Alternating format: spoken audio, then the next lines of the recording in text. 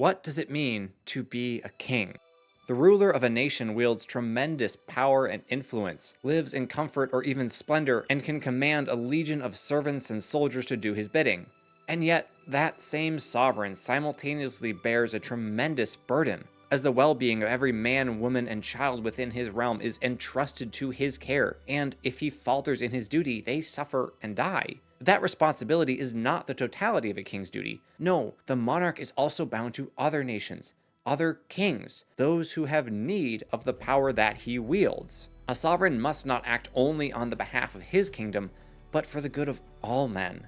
To truly be a king, not a gluttonous tyrant or a power-seeking despot, one must use his strength and authority for the good of others, even though doing so may cost him dearly.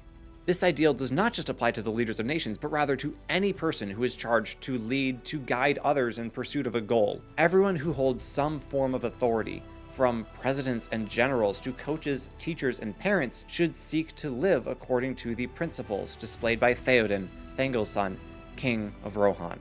A quick note before we really dive into this video. There are two versions of Theoden, J.R.R. Tolkien's original character and Peter Jackson's adaptation. There are distinct differences between the two, mostly in that Jackson's Theoden has a much more pronounced character arc. He has to grow and change far more than does Theoden from the book. I won't really get into my feelings on which version is better, that's not the point of the video. Both renditions have much to teach us, and that's what I want to focus on. I will say this, though. Normally, I prefer characters with more of an arc, as seeing their progress throughout the story is incredibly satisfying. Many of my favorite characters have long, gradual arcs that require them to embark on a painful journey of self-discovery, growth, and healing. For example, Zuko from Avatar: The Last Airbender, actually most everyone from that show, Samwise Gamgee, of course, Kratos from God of War, as I just laid out in my last video, and Walter White and Jimmy McGill from the Breaking Bad universe. Hey, inverted arcs are still arcs. But the thing is, those characters are all central characters, if not the main character in their stories. Theoden is a side character that appears in just 2 of the 3 books and movies. While supporting characters certainly can and should have some measure of development, it isn't as crucial to the story as the arc of your main character. And having a shallower arc does not mean that book Theoden is a worse character creatively than movie Theoden. He's just different. You might like some of those differences, you might not like some of the others. Again, that's really neither here nor there. We will certainly talk about those differences, but more through the lens of what does each of these versions have to teach us, instead of, actually, book Theoden is better because. Though I can't promise I won't ever do that. Cool? Cool. Alright, let's dive in. When we first meet Theoden, he is at just about the lowest point that any man can reach. His very will has been almost totally stripped from him. The lies and deceit of Grima have wormed their way into Theoden's heart, corrupting it and bending Theoden's mind to the will of Isengard. It's hard to imagine a worse fate for a man than to live out his days under the sway of another, of one who would see his land destroyed for the sake of a sliver of power. Before Theoden ever appears on screen or page, he has already lost a great battle. Not on the battlefield, but within his own mind and heart.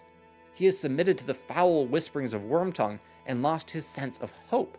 A king without hope will not fight, but will swiftly give in to the demands of another power, if only to preserve what little influence he may have left.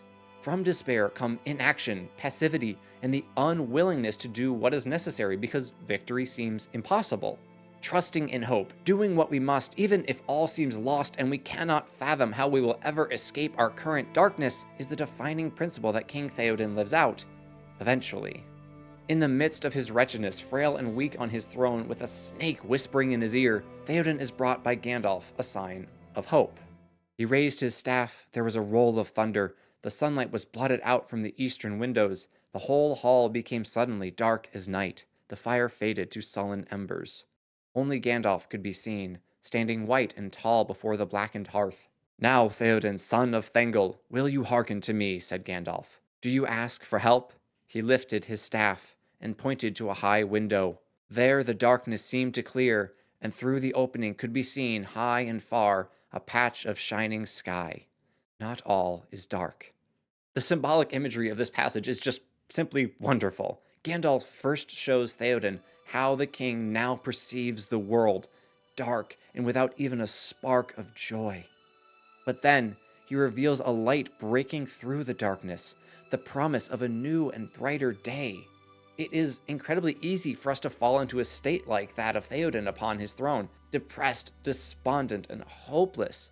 We look at the world around us and see every kind of ill news, from violence and war to the anger and divisiveness that pervades the modern internet. The temptation to give in to despair, to declare that the days of our children are fated to be worse than our own, to simply give up trying, is an enticing one. But Gandalf tells Théoden, "No counsel have I to give to those that despair, yet counsel I could give, and words I could speak to you." If we have truly fallen into despair, every ounce of hope purged from our hearts, we have put ourselves beyond help. But as long as we still live and can choose what we do next, there is always the possibility that we choose to push down that gloom and turn our eyes upward and outward, looking away from our own misery and misfortune and choosing to trust in hope.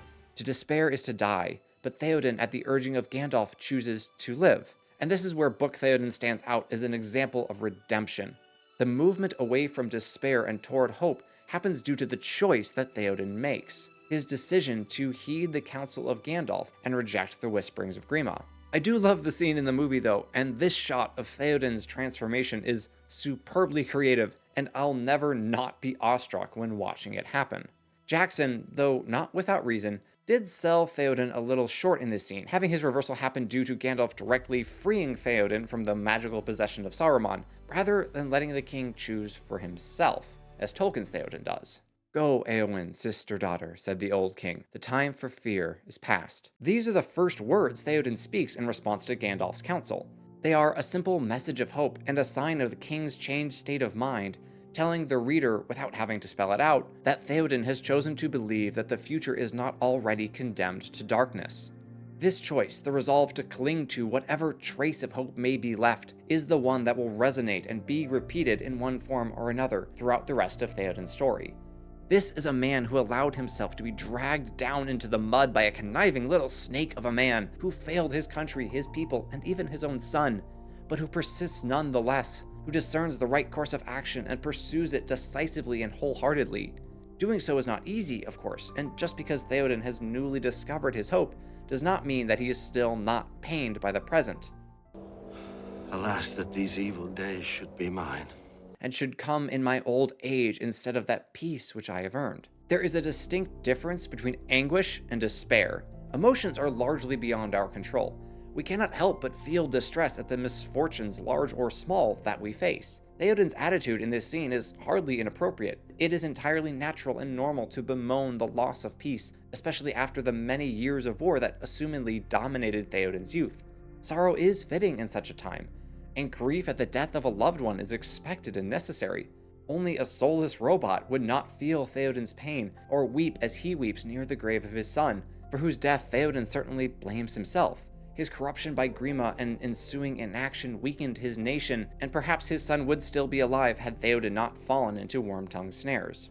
And although sorrow, grief, and anguish are certainly appropriate, wallowing in those emotions, allowing them to dictate our choices, and failing to act despite them is not. Here is where book and movie Théoden begin to diverge, and their arcs won't really intersect again until after the battle at Helm's Deep. And yet, as mentioned, both have something to teach us. Think of movie Théoden as Sokka. He has to learn to put aside his pride and lead with humility and graciousness, while book Théoden is much more similar to Uncle Iroh, a paragon of virtue, pure of heart, and a model of self-sacrificial love. We love both characters, and we learn from both characters, arguably far more so in the case of Iroh, despite one developing significantly, while the other has minimal growth throughout the story.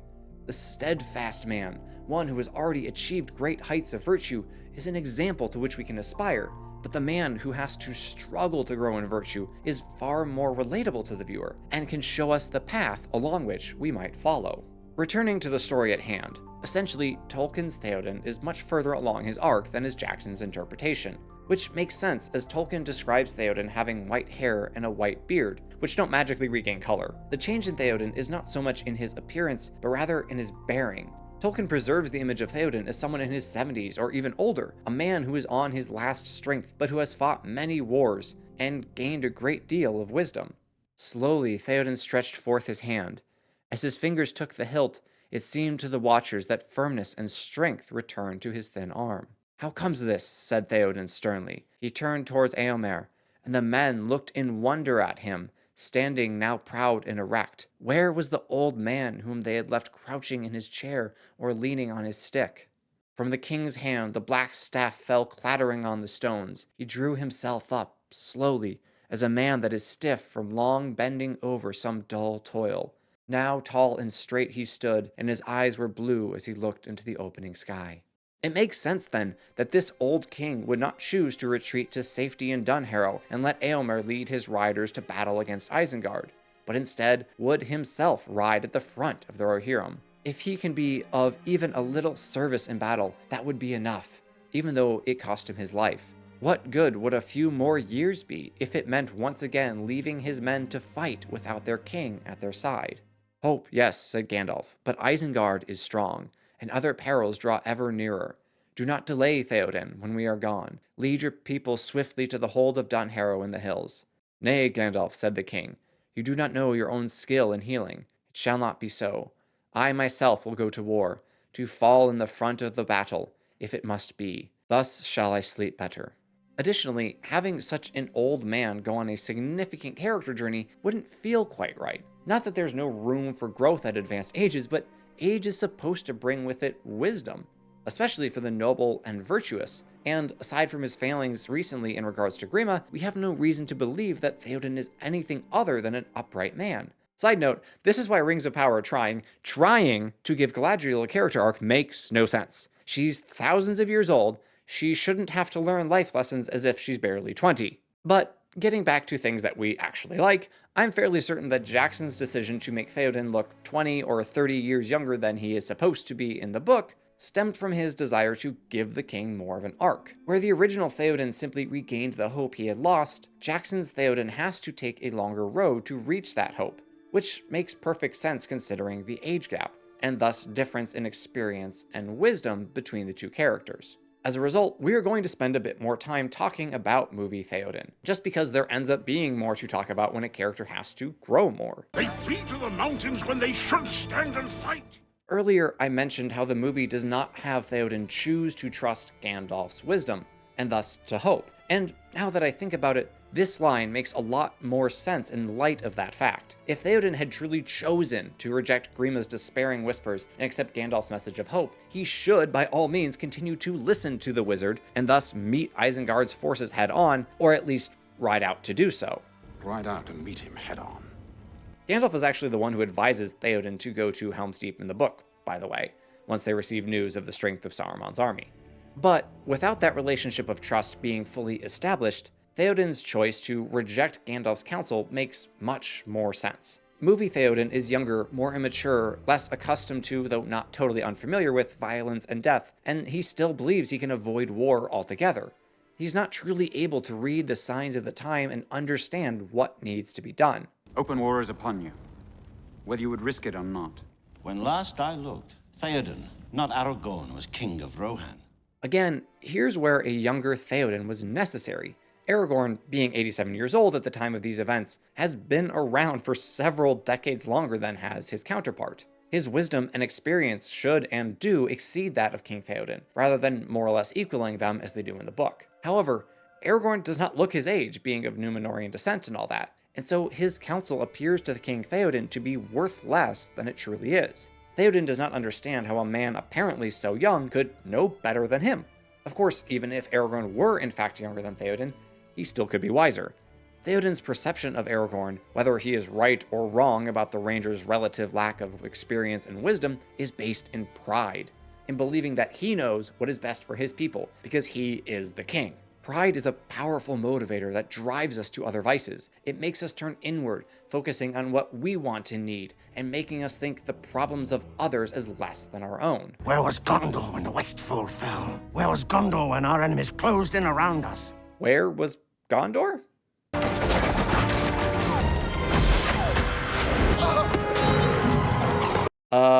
Yeah, they seem pretty busy to me. Jokes aside, this is the pride of Theoden talking. Were the burning of the Westfold and the collapse of Rohan's outer defenses the fault of a land many leagues to the south?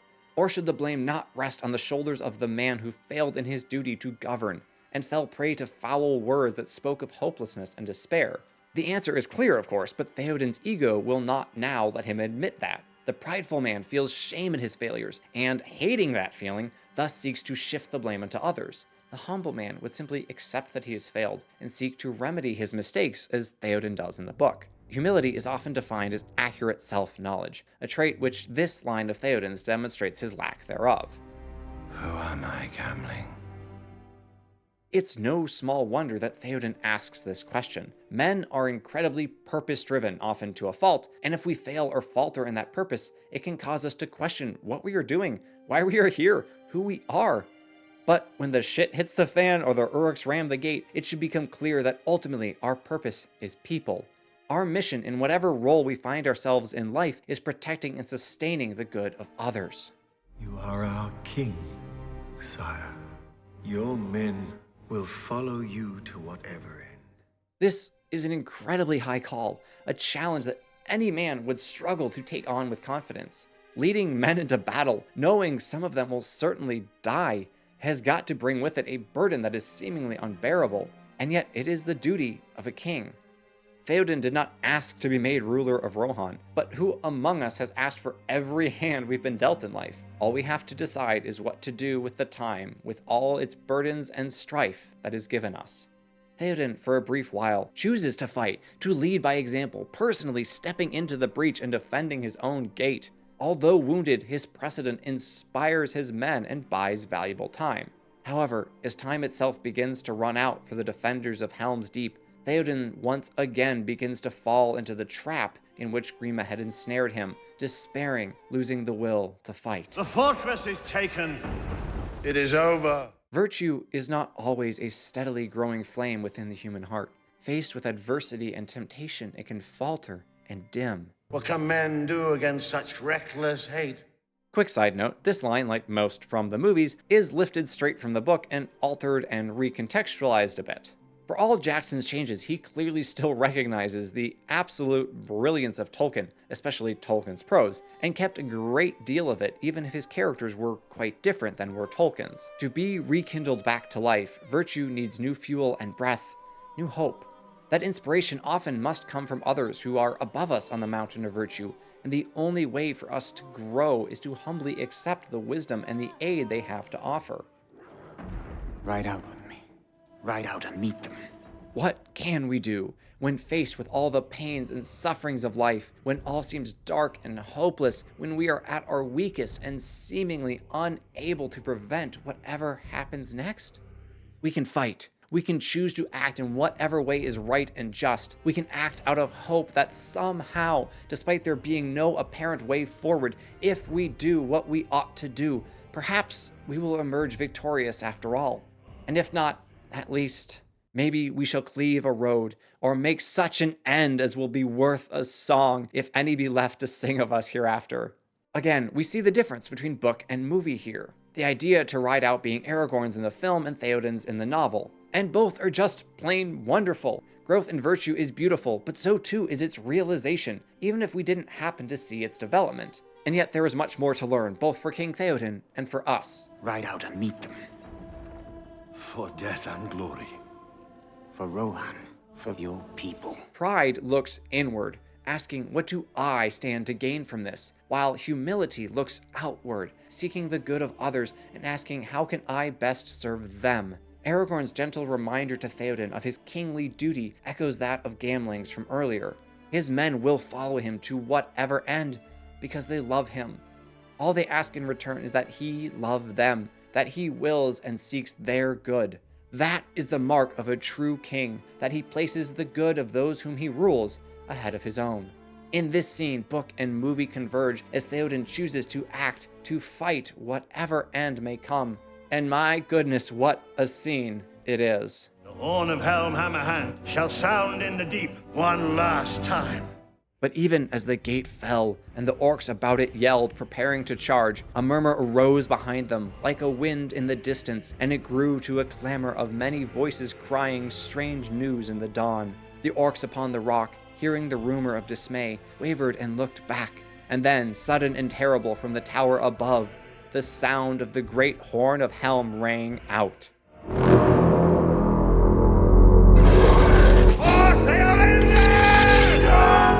Seriously, pause this video, go watch the scene, and come back. I'll wait.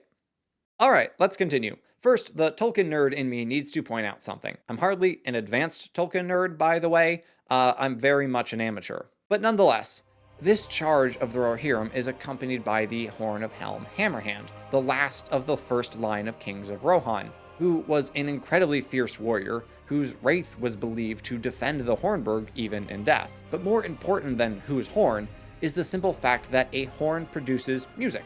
And it was through music that Eru Ilúvatar created the world which these men now inhabit. Music has an incredible power in Tolkien's world. Tom Bombadil, who embodies the land around him, sings constantly, and it is his song that frees Merry and Pippin from Old Man Willow. It is the song of the gulls that draws Legolas to the seas and eventually to his ancestral home in Valinor. When Tolkien describes the cry of the Nazgul, it is a perversion of music, an awful wailing or screeching that terrifies good-hearted creatures who hear it. All that to say that the music created by the Horn of Helm Hammerhand plays a central role in this scene, because it wields in some small way the very power of creation which the servants of darkness cannot endure. Combine that with dozens of hardened warriors charging at a full gallop, and it is no small wonder that the Uruk-hai flee before Theoden and his host. None of that is all that illustrative of Tolkien's growth or established virtue, but more of a recognition of the incredible creativity, care, and love that was put into these stories. Those elements are part of why they have stayed with us for so long, why 20 years after the movie, I am still writing this and you are watching it. Characters, especially side characters, are oft forgotten, but in the stories that really matter, they live on in our minds, and when we revisit those stories as I am doing now, their depth, their example, and their inspiring nature become all the more clear. But that story is hardly over yet. The victory at Helm's Deep is, like the other great battles in this story, a victory of hope over despair, a seemingly impossible mountain that our heroes summit against all odds. It's worth noting that even in the book, Théoden is not fully convinced of the wisdom of Gandalf, and his hope is not unwavering. But being able to act despite that faltering optimism is what makes him such an inspiring character. With the battle now won, Théoden must complete his victory over Saruman by journeying to Isengard, where he encounters Merry and Pippin, a meeting I would like to touch on briefly. Farewell, my hobbits. May we meet again in my house. There you shall sit beside me and tell me all that your hearts desire, the deeds of your grandsires as far as you can reckon them, and we will speak also of Tobod the Old and his herblore. Farewell. Théoden has just won a great victory and is about to meet face to face with the enemy whom he has just conquered. His mind is doubtless preoccupied with Saruman and the coming fight against Sauron. And yet, he expresses his desire to meet with the hobbits again, to hear of their heritage, and to learn about their culture. A fine old fellow indeed. Instead of being entirely wrapped up in his own problems and interests, Théoden reaches out to the young hobbits and seeks relationship with them. This is a beautiful display of masculine humility. A prideful king would ignore the halflings as beneath him, their history and culture as irrelevant. What use would two child-sized men be to a king riding to war? But the humble man doesn't see others in terms of their utility, but rather in their humanity. Théoden humbles himself to hear and learn from Merry and Pippin. Naturally, their tales of pipeweed have no use in a time of war, but the passion they express, the artistry of the hobbits they speak of, and the peaceful life they left behind are the very reasons that Théoden and all men even bother to go to war in the first place. Wars are only worth fighting if they are protecting something worth protecting. In speaking with Merry and Pippin, Théoden learns more about what he defends, strengthening his desire to resist Sauron and his armies as he comes to understand that this war is for far more than merely the survival of Rohan. But before Sauron can be dealt with, Théoden must face Saruman, the man who bears the responsibility for the death and suffering of Théoden's soldiers and subjects. From the Tower of Orthanc, Saruman attempts to cajole and seduce his listeners with sweet words, speaking of friendship and peace, and to the ears of many of the riders, he sounds agreeable and sensible. Saruman's power is that of persuasion, of bending others to his will, but Théoden is far too familiar with such methods. Having fallen for this trap before, he will easily resist it now. We shall have peace when you answer for the burning of the Westfold and the children that lie dead there. One might be tempted to think that Theoden should try to find forgiveness for Saruman in his heart. Is mercy not a virtue? Vengeance can certainly be emotionally satisfying, but it is hardly a virtuous course of action. Should Theoden not at least try to seek reconciliation with Saruman?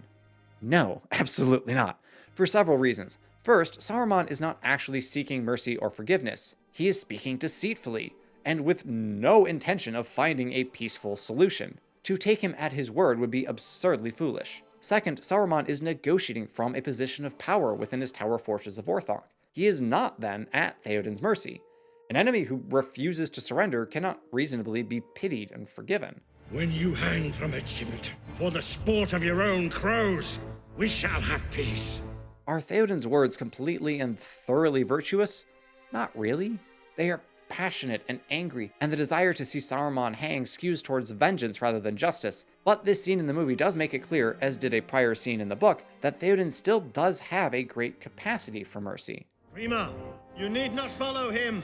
You are not always as you are now. You were once a man of Rohan. This is the man who whispered lies of despair into Theoden's ear, who corrupted him and dragged him down into the mud, who quite reasonably could be assigned a share of the blame for Theodred's death. And yet, despite all those horrendous sins, Theoden is willing to accept Grima back into his service, if only he would repent and turn from the path he had chosen. Our mercy must be prudent. Seeking friendship with those who clearly only intend to cause us further harm would be imprudent. Saruman is set in his ways and unwilling to change, which Theoden recognizes. But the king also knows that Grima is capable of service and is willing to give him the chance to be of service once again. Mercy is wonderful and beautiful, but it is a two-party transaction. It is not and cannot be unrestrained and unconditional, though the singular condition may be that the offending party truly desires mercy and forgiveness. Before we leave this scene, I want to touch on a couple of quotes from Theoden's speech in the book. Even if your war on me was just, as it was not, for were you 10 times as wise, you would have no right to rule me and mine for your own profit as you desired. This is such a simple notion, and yet it is so often the defining line between good and evil. Strength of any kind does not bring with it the right to use that strength for your own gain. Whether that is physical strength, influence over others, great intelligence and cleverness, or any kind of power you can imagine, they must be wielded for the good of others, not solely for our own. Don't make me quote Uncle Ben again, or Dalinar. The second line of Theoden's is actually given to Saruman in the movie. You are a lesser son of greater sires. A lesser son of great sires am I, but I do not need to lick your fingers, turn elsewhither, but I fear your voice has lost its charm. Note how in the book, Theoden admits this fact out loud, and in the movie, he simply ignores and seemingly accepts the words, which were intended as a provocative jab by Saruman. In both cases, we see that Theoden does view himself as inferior to the kings of Rohan who came before him.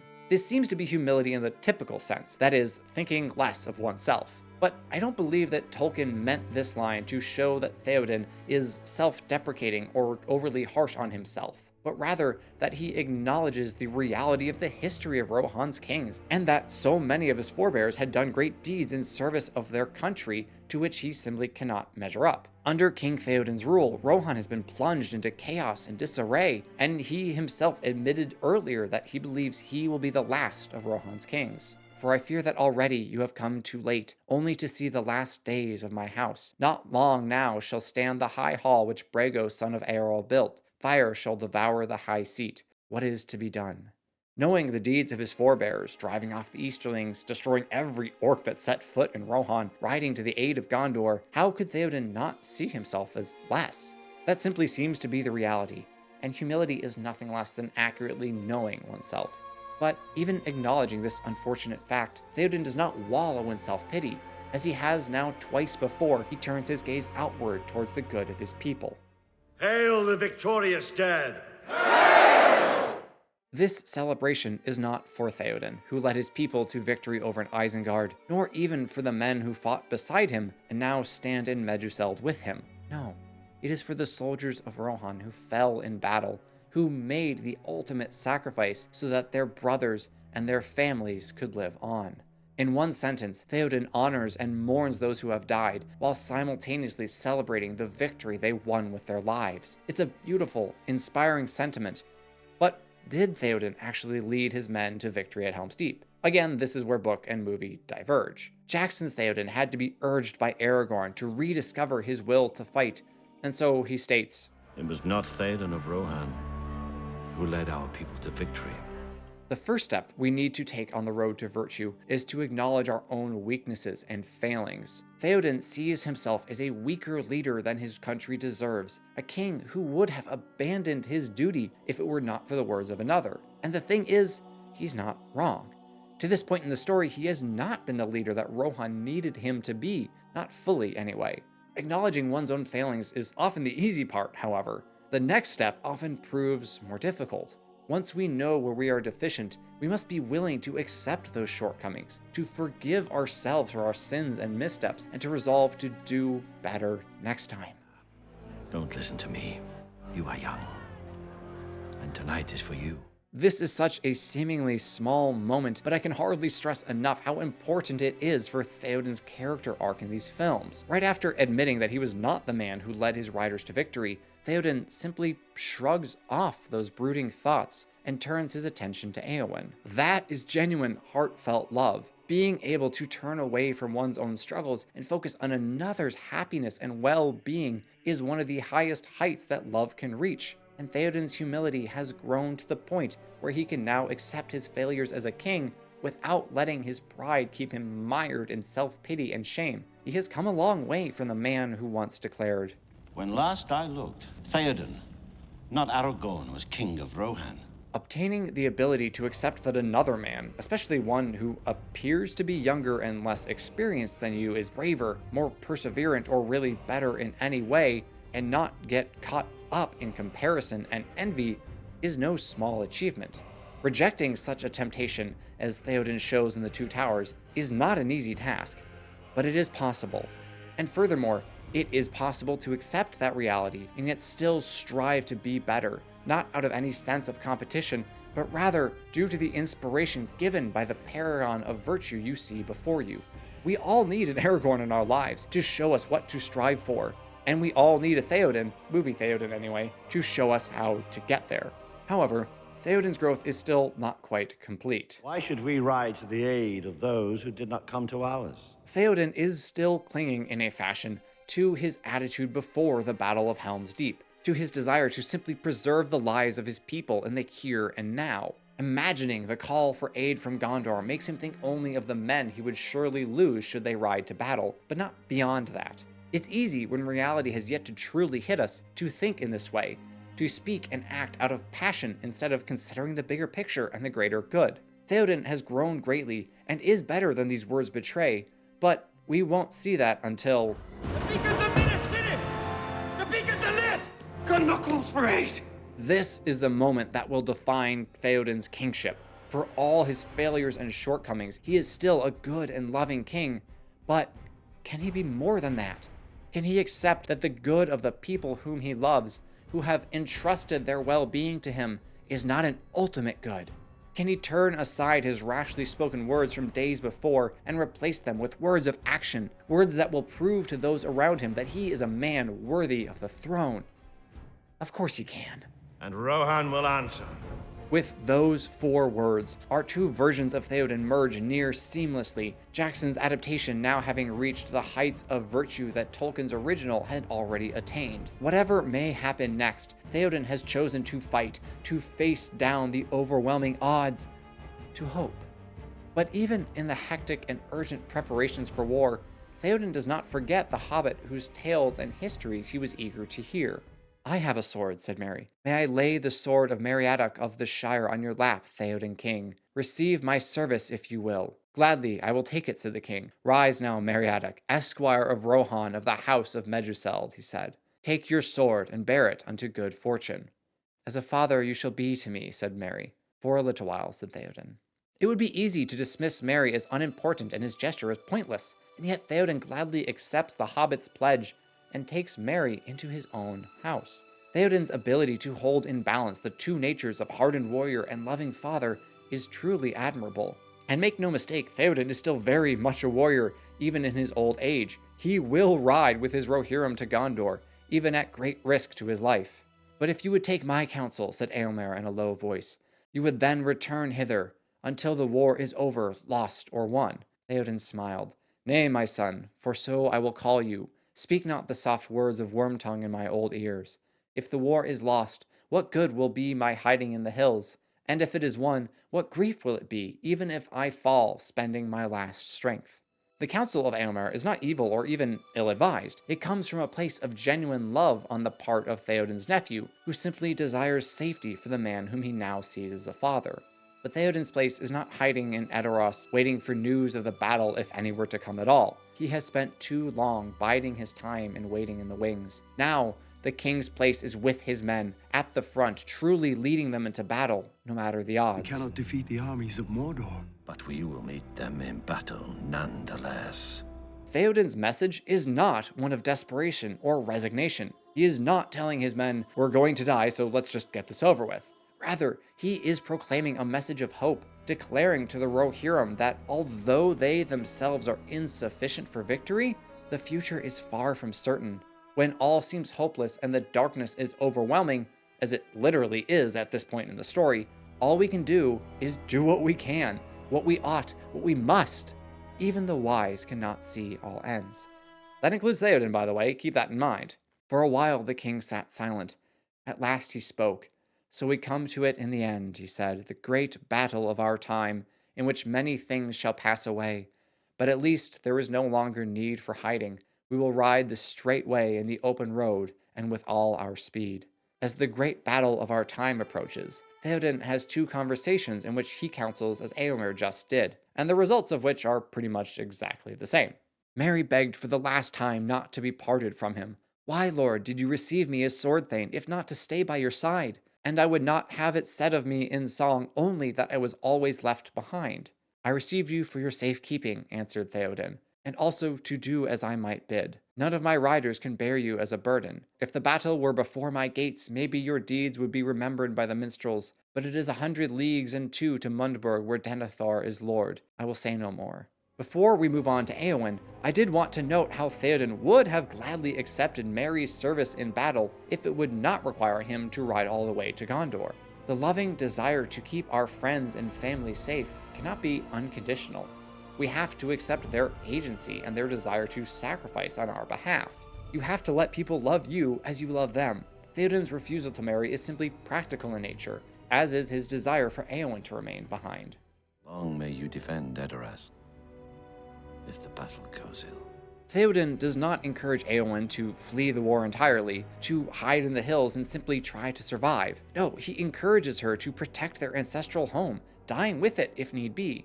Although he certainly hopes to protect Éowyn by leaving her in Rohan as he rides to Gondor, his decision is once again quite sensible. But again, even the wise cannot see all ends. Even at the peak of his arc, Theoden doesn't have to be and shouldn't be right about everything. It's okay to be mistaken, as long as you are acting out of selfless love as Theoden is.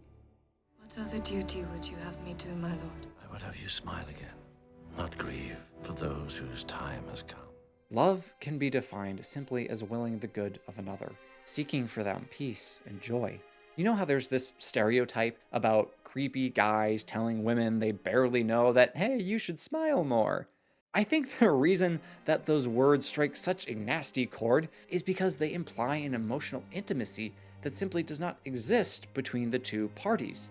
Those who know us understand our emotional states, oftentimes better than we do, and so they have the prerogative to encourage us in ways that strangers, acquaintances, or coworkers simply don't. This uncle and niece, who are more like father and daughter in their bond, absolutely do have that depth in their relationship. This beautiful moment of connection between Theoden and Éowyn demonstrates his deep, heartfelt love for her. He is willing to die so that she can be free. And, unbeknownst to him, she feels that exact same way and is willing to act accordingly. But we're gonna save all that for another video. Now, it appears to be the moment of truth.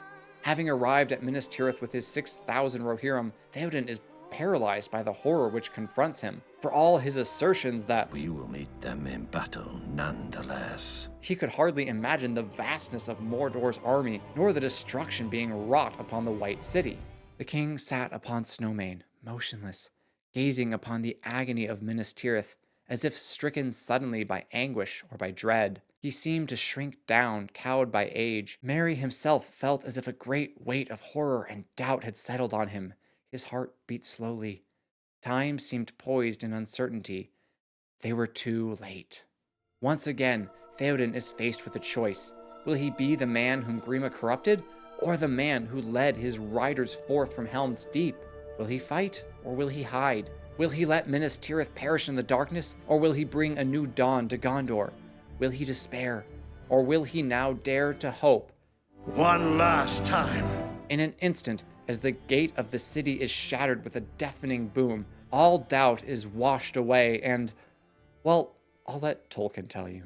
At that sound, the bent shape of the king sprang suddenly erect. Tall and proud he seemed again, and rising in his stirrups he cried in a loud voice, more clear than any there had ever heard a mortal man achieve before. Arise, arise, riders of Theoden, fell deeds awake, fire and slaughter, spear shall be shaken, shield shall be splintered, a sword day, A red day! And the sun rises! ride now, ride to Gondor.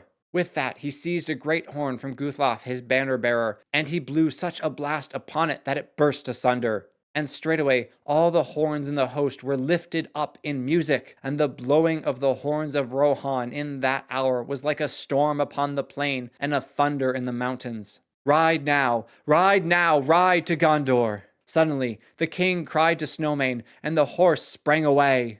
Behind him his banner blew in the wind, white horse upon a field of green, but he outpaced it. After him thundered the knights of his house, but he was ever before them. Eomer rode there, the white horse tail of his helm floating in his speed, and the front of the first Aered roared like a breaker foaming to the shore, but Théoden could not be overtaken. Fey he seemed, or the battle fury of his fathers ran like new fire in his veins, and he was borne up on Snowmane like a god of old, even as Orome the Great in the battle of the Valar when the world was young. His gold shield was uncovered, and lo, it shone like an image of the sun, and the grass flamed into green about the white feet of his steed. For morning came, morning and a wind from the sea, and darkness was removed, and the hosts of Mordor wailed, and terror took them, and they fled and died, and the hoofs of wrath rode over them. And then all the host of Rohan burst into song, and they sang as they slew, for the joy of battle was on them, and the sound of their singing that was fair and terrible came even to the city. What more can I say? I already made a whole video about this one scene, so I don't want to repeat myself too much, but I have to, just a little, to say this is why fantasy stories stay with us for decades after they are told. Not merely because of the incredible prose of Professor Tolkien, nor even because of the depth of his world building. No, these stories really matter to us. We return to them year after year to read and watch them because of the incredible virtue displayed by the men and women within these tales. Whether they have to grow in virtue or are already established paragons, characters like Theoden, Éowyn, and Merry give us shining examples of courage, perseverance, and hope. We need stories like this to show us the heights to which we should aspire. Wanting fiction to reflect our own world is depressing, inward-looking, and reflects an inability to hope. We should not want our heroes dragged down to our level. We should strive to be like them, to follow their example, to be better and more than we are. Théoden on the fields of Pelennor is now finally the man, the king that he needs to be. His final words before being struck down as the approach of the Witch King scatters terrified horse and rider around him are, "Up, Aerlingus, fear no darkness." And though Théoden falls, crushed by his own steed, he has already won a great victory. His arrival at Minas Tirith, his decision to ride to the aid of Gondor, has drawn away the Black Captain and allowed the men of Gondor to sally forth in battle against the host of Mordor. I won't say much about the death of the Witch King, not in this video anyway, save for this. If Théoden's every wish had been granted, the chief of the Nazgul would not have been slain, at least not in this manner. Even the wise cannot see all ends. This is not a mark against Theoden, but rather a reminder that no matter how prudent our judgment, no matter how hearty our courage, and no matter how steadfast our resolve, we are, by ourselves, insufficient for victory. We need help. We need those whom we love in order to win the day. And if we are truly humble, we will not begrudge them their love for us. As Theoden's life fades from his eyes, we see that he's not ashamed of having fallen, nor of having his foe struck down by another. He's not too proud to see the glory and the victory won, even if it was not by his own hand. I go to my fathers, in whose mighty company I shall not now feel ashamed. Theoden's death is one of seeming ignominy, crushed by his own horse before he could even face his greatest enemy. And yet, Theoden feels no such humiliation. He understands that it is not the unpredictable outcome of battle that defines him, but rather the choices that he made that led him to this point. And while he may have faltered along the way, he ultimately chose to put aside his own desires and well-being to recognize that being a king means far more than protecting one's own land and people, and to hope that his actions would bring about a brighter future. In doing so, he became worthy of the title he bore. Can any of us ask for a better death than this, passing away, knowing that we have carried out our mission? One line of the final verse of the American Civil War song, The Battle Hymn of the Republic, goes like this: "As he died to make men holy, let us die to make men free."